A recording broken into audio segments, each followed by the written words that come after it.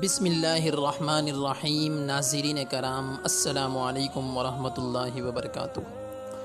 اللہ تعالیٰ نے بنی اسرائیل کو فرعون کے مظالم سے نجات دلانے کے لیے حضرت موسیٰ علیہ السلام کو مبعوث کیا۔ وہ بنی اسرائیل کے ایک گھرانے میں پیدا ہوئے تھے۔ ان کی ولادت سے قبل فرعون نے ایک خواب دیکھا تھا جس کی تعبیر نجومیوں نے یہ دی تھی کہ بنی اسرائیل کی نسل کا ایک بچہ فرعونی سلطنت کو ختم کر دے گا۔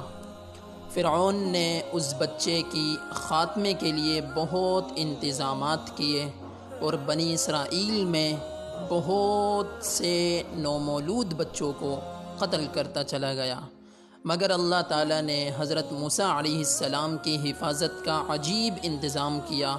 ان کی والدہ کے دل میں یہ بات ڈالی کہ وہ انہیں صندوق میں رکھ کر دریائے نیل میں ڈال دیں۔ یہ صندوق بہتے بہتے دریائے نیل کی اس نہر میں چلا گیا جو فرعون کے محل میں جاتی تھی۔ فرعون کی بیوی آسیہ نے صندوق کھولا اور اس بچے کو گود لے لیا۔ اسی طرح فرعونی سلطنت کے خاتمے کی علامت بن کر آنے والا یہ عظیم پیغمبر فرعون ہی کے محل میں پلا بڑھا۔ جوانی کے ایام میں حضرت موسیٰ علیہ السلام سے ایک مقامی شخص کا نادانستانہ قتل ہو گیا، جس کی بنا پر انہیں ملک چھوڑ کر مدین جانا پڑا۔ وہاں حضرت شعیب علیہ السلام کی خدمت اور تربیت میں رہے اور آخر ان کے داماد بنے۔ آخر وہ وقت آیا جب اللہ تعالی نے انہیں کوہ طور پر ہم کلامی کا شرف بخشا اور نبوت عطا کر کے فرعون کے ہاں جانے کا حکم دیا۔ حضرت موسیٰ علیہ السلام نے اللہ کے فرمان کے مطابق فرعون کے دربار میں توحید کا پیغام سنایا اور مطالبہ کیا کہ بنی اسرائیل کو غلامی سے آزاد کیا جائے۔ حضرت موسیٰ علیہ السلام نے فرعون کو کھلے معجزات بھی دکھائے، مگر فرعون اپنی ضد اور عناد پر ڈٹا رہا۔ آخر میں حضرت موسیٰ علیہ السلام نے اللہ کے حکم سے بنی اسرائیل کو لے کر مصر سے شام کی طرف روانہ ہوئے۔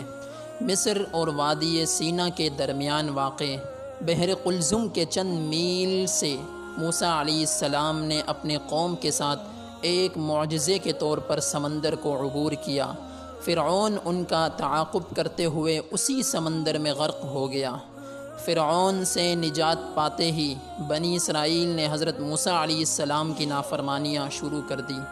چونکہ وہ مجسمہ سازی اور نقاشی کے دلدادہ قبطیوں کے ساتھ صدیوں سے رہتے بستے آتے تھے، قبطیوں کے ہاں رہن سہن نے ان کی طبیعت میں ظاہر پرستی اور مادی رجحان کو اس حد تک بڑھا دیا تھا کہ وہ بار بار کسی ایسے خدا کو تلاش کرتے تھے جو نظر آ سکے۔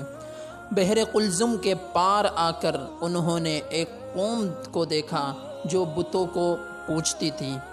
فوراً موسیٰ علیہ السلام سے تقاضا کیا کہ اے موسیٰ، ہمارے لیے بھی ایک ایسا خدا بنا دے جو نظر آ سکے، ہم اس کے سامنے سر جھکائیں۔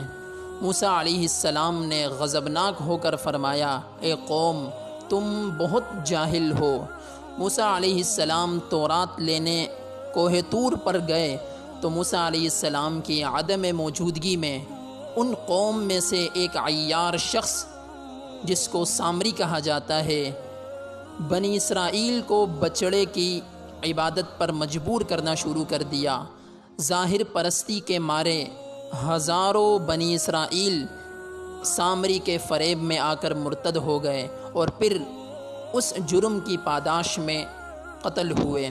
جب موسیٰ علیہ السلام تورات لے کر بنی اسرائیل کے لوگوں کے پاس آئے تو ایک بار پھر اس کی قوم نے شک کیا کہ بھئی ہمیں تو دیکھنے والا خدا چاہیے تاکہ ہم اس پر ایمان لا سکیں۔ چنانچہ ایک بار پھر مطالبہ کیا کہ ہمیں اللہ کی کھلم کھلا زیارت کرائی جائے۔ اس بات پر آسمان سے ایک بجلی آئی اور موسیٰ علیہ السلام کی قوم ہلاک ہو گئی۔ موسیٰ علیہ السلام نے اللہ تعالیٰ سے دعا کی تو اللہ تعالیٰ نے موسیٰ علیہ السلام کی قوم کو دوبارہ زندہ کیا، مگر بنی اسرائیل کی یہ حالت نہ سدھری۔ حضرت موسیٰ علیہ السلام کی بقیہ زندگی بنی اسرائیل کی نظریاتی و اخلاقی تربیت میں گزری۔ اس کام میں ان کے بھائی حضرت ہارون علیہ السلام ان کے معاون تھے۔ دونوں کو قوم کی طرف سے بار بار ناقدری اور کج فہمی کا سامنا کرنا پڑا۔ بنی اسرائیل نے تورات کے بہت سے احکام کو سخت تصور کر کے اس کا انکار کیا۔ ایسی حرکات کی وجہ سے بنی اسرائیل کو کئی بار آسمانی تنبیہات کا سامنا بھی کرنا پڑا۔ حضرت موسیٰ علیہ السلام بنی اسرائیل کو ان کے آبائی وطن فلسطین لے جا کر آباد کرنا چاہتے تھے، مگر وہاں ایک مشرک قوم عمالقہ قابض ہو چکی تھی۔ اللہ تعالیٰ نے بنی اسرائیل کو ان مشرکوں سے جہاد کا حکم دیا۔ حضرت موسیٰ علیہ السلام نے یہ حکم سنایا تو بنی اسرائیل بولے، آپ اور آپ کا خدا جا کر جہاد کریں، ہم تو یہیں بیٹھے رہیں گے۔ اس ہٹ درمی پر اللہ تعالیٰ نے بنی اسرائیل کو مدت دراز تک وطن کی نعمت سے محروم رکھا، اور وہ مصر اور شام کے درمیان وادی تیہ کے بیابانوں کی خاک جانچتے رہے۔ حضرت موسیٰ علیہ السلام ان کی اصلاح میں مسلسل مصروف رہے۔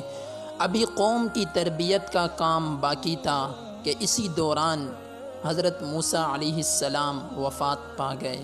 ناظرین کرام، یہ تھی ہماری آج کی ویڈیو۔